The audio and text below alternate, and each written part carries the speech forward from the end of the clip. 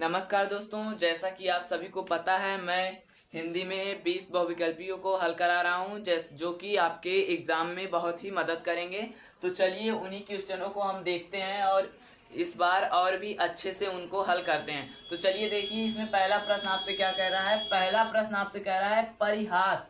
परिहास शब्द में उपसर्ग है, जो परिहास शब्द है उसमें उपसर्ग यानी उसका उपसर्ग क्या है। तो आपको पता है उपसर्ग का मतलब क्या होता है, जो आगे होता है, जो आगे लगा होता है वही उपसर्ग होता है। तो इसमें आगे क्या लगा है, परि लगा है। तो आपका जो उपसर्ग है वो क्या हो जाएगा, ये रहा आपका उपसर्ग जो है, ये रहा परि। अब इसके बाद देखिए आप अगला क्वेश्चन जो है, अगला क्वेश्चन आपसे क्या पूछ रहा है, पत्र पुष्प फल में कौन सा समास है। अब आपसे समास पूछ रहा है।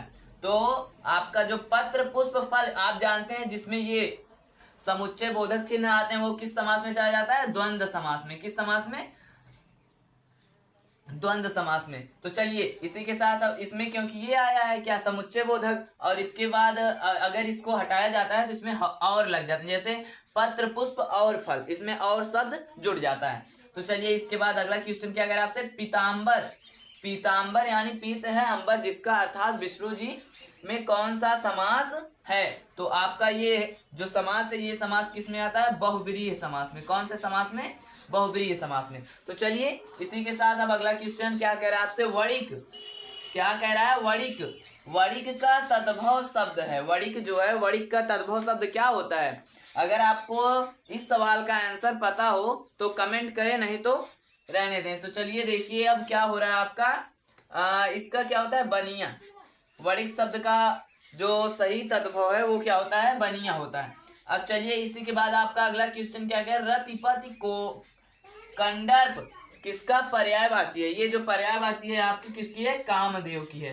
किसकी पर्यायवाची, कामदेव की। चलिए अब इसी के साथ हम अगले क्वेश्चन यानी छठवें क्वेश्चन को भी सॉल्व करेंगे। तो चलिए देख दोस्तों, हम भी जो अभी तक क्वेश्चन सॉल्व किए और अब जो आगे करेंगे वह क्वेश्चन बहुत ही महत्वपूर्ण है। तो चलिए अब हम इन क्वेश्चनों को भी सॉल्व करते हैं, जो कि क्वेश्चन नंबर 6 है। देखिए अब क्वेश्चन नंबर 6 आपसे क्या कह रहा है, वाक्य के कितने अंग होते हैं। वाक्य के कितने अंग होते हैं। तो वाक्य के जो अंग होते हैं आपके, वो होते हैं 2 अंग। वाक्य के कितने अंग होते हैं, 2 अंग होते हैं। 2 ही आपका सही आंसर है। और अर्थ के आधार पर वाक्य के कितने भेद होते हैं। अब यहाँ पे क्या पूछ रहा है, वाक्य के भेद, लेकिन किसके आधार पर, अर्थ के आधार पर। अर्थ के आधार पर आपके वाक्य के भेद कितने होते हैं, 8 होते हैं। अर्थ के आधार पर क्या होते हैं, 8। अब चलिए इसके बाद अगला अगला आपसे पूछ रहा है रचना के आधार पर। किसके आधार पर, रचना के आधार पर वाक्य के भेद। जो रचना है, अब रचना के आधार पर वाक्य के भेद कितने होते हैं, इससे कम होते हैं, यानी कि 3 होते हैं। रचना के आधार पर वाक्य के भेद कितने होते हैं, 3 होते हैं। 3 ही आपका सही आंसर होगा। अब चलिए भाववाच्य। भाववाच्य में प्रधानता होती है। भाववाच्य में किसकी प्रधानता होती है, आपको पता होगा भाववाच्य में किसकी प्रधानता होती है, क्रिया की। किसकी प्रधानता, क्रिया की प्रधानता होती है। अब चलिए वह लिखेगा। वह लिखेगा का भाववाच्य रूप है। आपसे क्या पूछ रहा है, वह लिखेगा, तो इसका भाववाच्य यानी अपने अंदर से भाव जो निकाला जा रहा है वह क्या, उसका सही रूप क्या होगा। तो उसका रूप क्या होगा, उसके द्वारा लिखा जाएगा। ये हमारे अंदर से भाव निकल रहा है कि उसके द्वारा लिखा जाएगा। वह ही लिखेगा यानी ये तो निश्चित है, ये नहीं हो सकता। जो अंदर से भाव से निकले, जैसे उसके द्वारा लिखा जाएगा, ये थोड़ा अंदर से लग रहा है, तो इसका आंसर क्या होगा, उसके द्वारा लिखा जाएगा। यही आपका सही आंसर हो गया। अब चलिए 11वें क्वेश्चन के पास चलते हैं। तो चलिए प्यारे दोस्तों, मैं 11वां क्वेश्चन भी आपको बताने चल रहा हूं, जो कि बहुत ही महत्वपूर्ण है, आपके एग्जाम में भी आ सकता है। तो चलिए देखिए क्या कह रहा है आपका क्वेश्चन, उत्तर मध्यकाल का दूसरा नाम।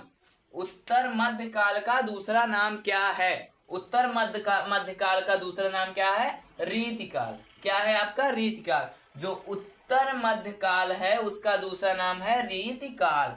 अब चलिए अगला क्वेश्चन आपसे क्या पूछ रहा है, भक्ति काल की समयावधि है।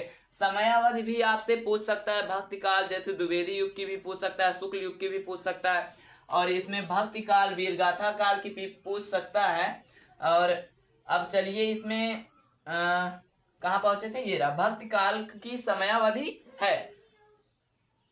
भक्ति काल की समयावधि क्या है, 1318 से 1643 यानी 43 तक, यही है भक्ति काल की समयावधि। अब चलिए इसके बाद अगला क्वेश्चन आपसे कह रहा है, दादा कॉमरेड कौन सी विधा है। आपसे मैंने बताया था कि हिंदी में कुल 16 विधाएं होती हैं। अब जिसमें से आपसे पूछ रहा है दादा कॉमरेड कौन सी विधा है, यानी कि दादा कॉमरेड की जो रचना लिखी गई है वो कौन सी विधा है, किस विधा में लिखी गई है, वो लिखी गई है उपन्यास की विधा में। किस विधा में, उपन्यास की विधा में।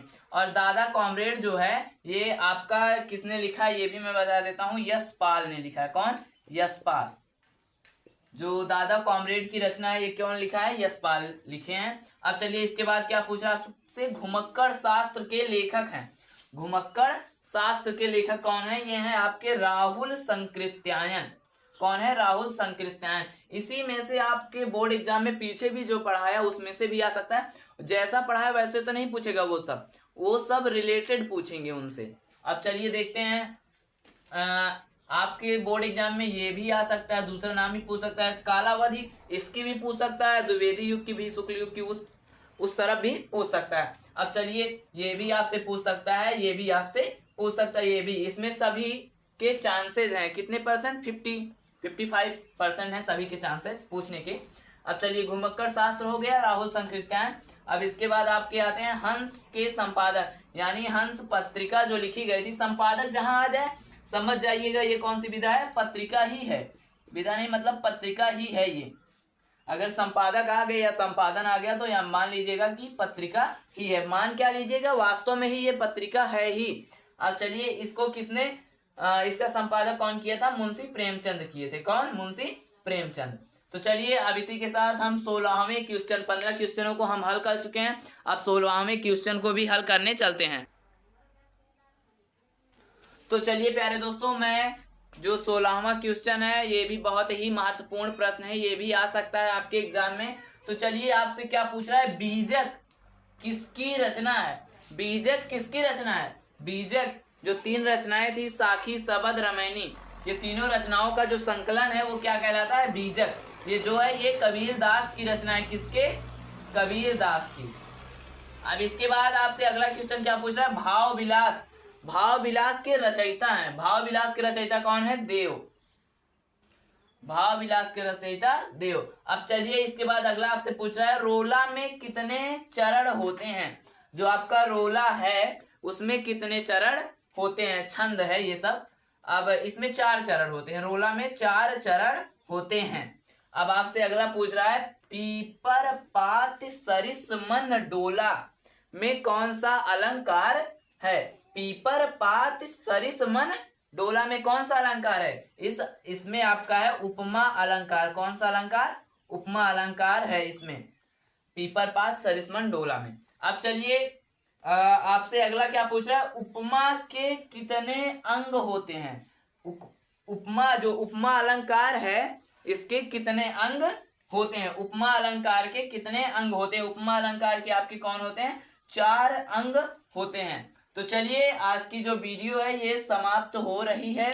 तो आप लोग कल भी बने रहिएगा इसी वीडियो के साथ। जैसे 20 क्वेश्चन मैंने यहाँ करा दिया है और 10 पहले करा चुके हैं, 20 क्वेश्चन आपको और भी मैं कराऊंगा, जिसमें आपके बोर्ड एग्जाम के जो हैं 16 से 18 क्वेश्चन उसमें फंसेंगे।